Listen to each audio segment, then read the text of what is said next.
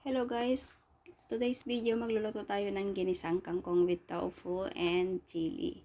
Ayan guys, meron tayo niyan, ang ingredients niya ay garlic, chili at saka yung bean curd ang tawag diyan.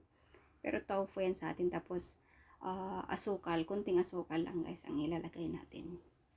So ngayon, ang gagawin natin, magpainit tayo, painit natin kawali, tapos lagyan ng kunting mantika para uminit din yung mantika.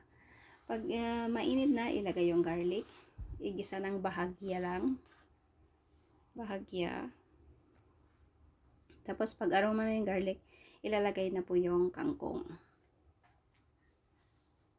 Itong kangkong guys, napakasarap po ng ng pagkakaluto sa ganitong style ng luto.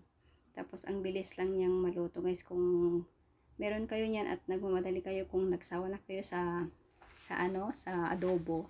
Pwede nyo itong gawin, mabilis lang siya, mas mabilis pa siya kaysa sa adobo. Kasi ang kangkong, pag yan tinakpan mo na, mabilis lang siyang huhupa or humupa.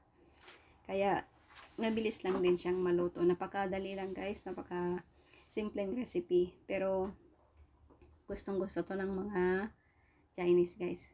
Pero kahit ako, gusto ko rin naman kasi masarap din siya. At ayun na nga, inilagay ko na yung chili. Tapos isusunod ko nang ilagay yung tofu. Yan. Yan guys ay tinunaw ko siya sa mainit na tubig.